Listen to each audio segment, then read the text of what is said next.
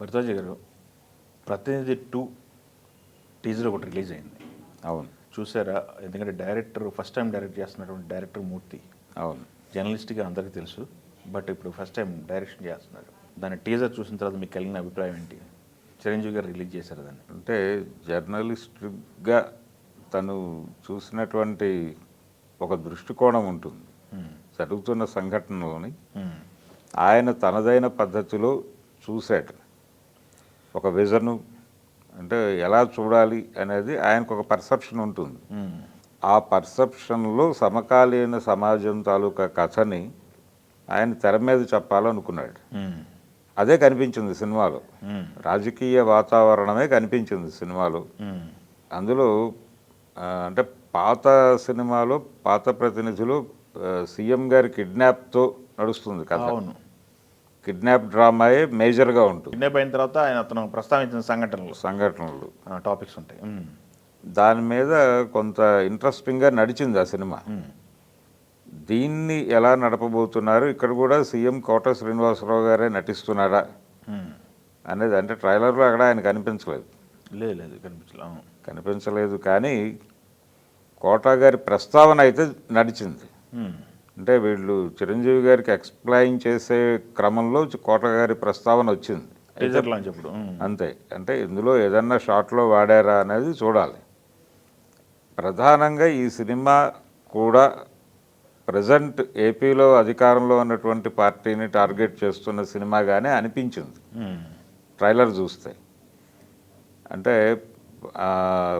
అభివృద్ధికి లింక్ చేస్తూ ఒక డైలాగ్ ఉంది. దాని మీద కొంచెం ఎక్కువ కేంద్రీకరణ జరిపే అవకాశం ఉంది. దాంతోపాటు రకరకాల అంశాలు ముందుకొచ్చే పరిస్థితి ఉంది.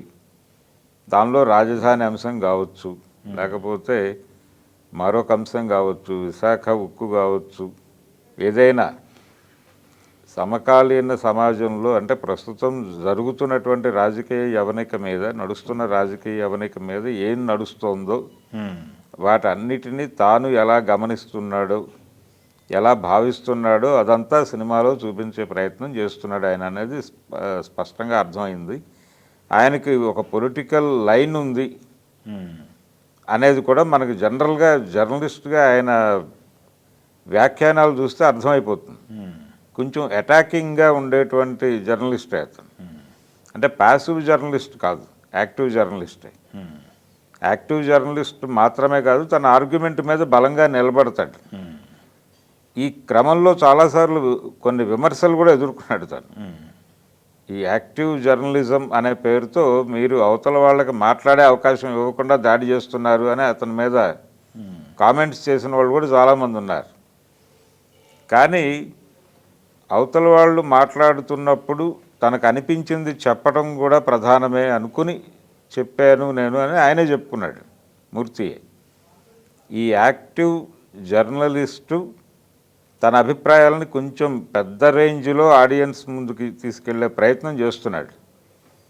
అతని లైన్ అందరికీ తెలిసిన లైనే. అదే లైన్లో ఈ సినిమా ఉండబోతోంది. ఏపీ రాజకీయాల మీద స్పష్టమైనటువంటి విమర్శ అయితే ఈ సినిమాలో ఉంటుంది.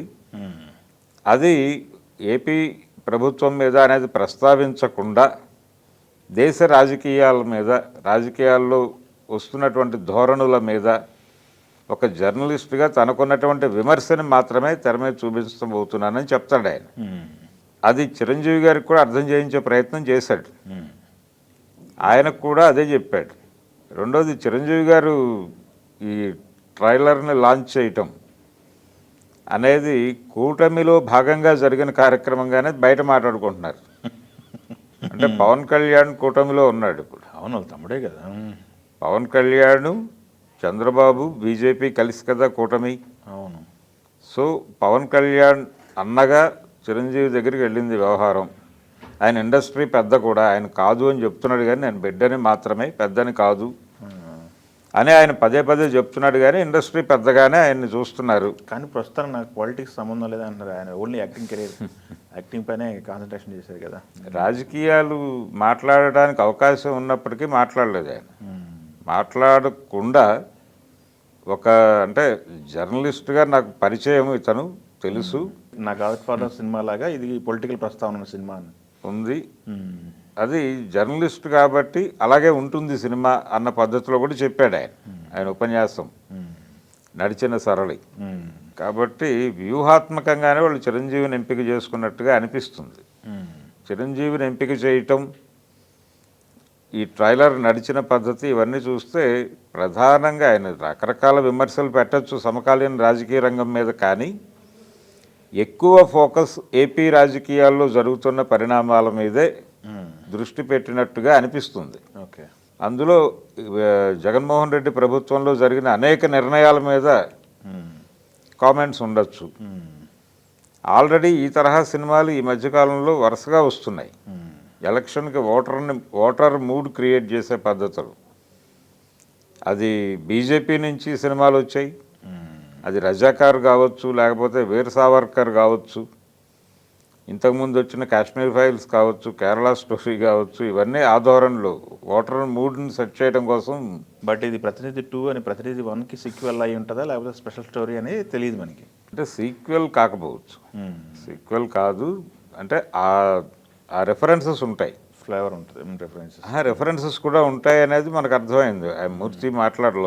మూర్తి మాట్లాడిన మాటల్లో చాలా స్పష్టంగా కోట శ్రీనివాసరావు గారి ప్రస్తావన వచ్చింది అక్కడే. అంటే పాతదానిలో ఆయన కిడ్నాప్ అవుతాడు, సీఎం కిడ్నాప్ అనేదే ప్రధానం ఆ సినిమాలో. ఆ ధోరణి, ఆ రెఫరెన్సెస్ కూడా ఈ సినిమాలో ఉంటాయి. ఉంటూ దాని కొనసాగింపు కథగా ఉంటుంది.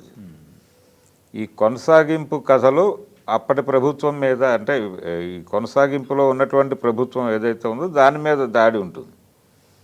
దాని మీద దాడి సీరియస్గానే ఉంటుంది, ఆయన అనుకున్న పర్సెప్షన్లో ఉంటుంది. ఇది కీలకం. ఇది చాలా స్పష్టంగా రాజకీయ చిత్రం, దానిలో అనుమానాలు ఏమీ లేవు. పొలిటికల్ మోటో ఉంది దానికి. పొలిటికల్ మోటో ఉండటం వల్లనే ఆయన క్యాపిటల్ కూడా పూల్ చేయగలిగారు. పూల్ చేసి పెద్ద వెంచరే చేశాడు.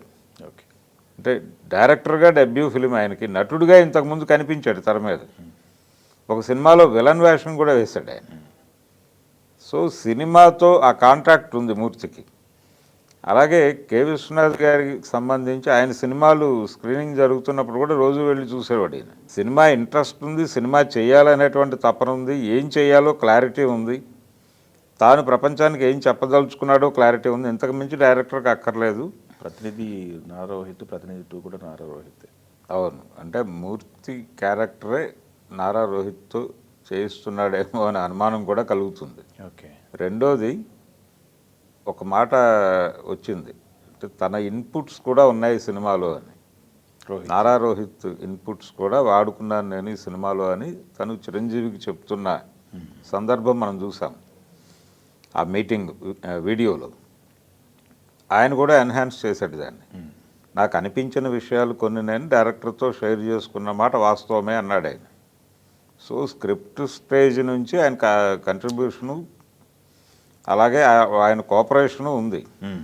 ఈ ప్రాజెక్ట్ డిజైనింగ్ ప్రారంభం నుంచి తను ఉండుంటాడు, రోహిత్ ఉండుంటాడు. వీళ్ళందరూ కలిసి ఒక రకంగా ఒకే రకమైనటువంటి అభిప్రాయాలు కలిగిన వ్యక్తులు. వీళ్ళందరూ ఒక చోట చేరారు. వీళ్ళు ఏం చెప్పదలుచుకున్నారు అనే దానిలో పూర్తి క్లారిటీ ఉంది ప్రపంచానికి. అదే మనం రేపు చూడబోతున్నాం. రోహిత్ కంట్రిబ్యూషన్ ఉంది అనేది అయితే కీలకం. తను కేవలం నటుడిగా మాత్రమే కాకుండా అతను మొదటి సినిమా నుంచి ఈ ధోరణి కనిపిస్తుంది, బాణం సినిమా నుంచి ఈ ధోరణి కనిపిస్తుంది.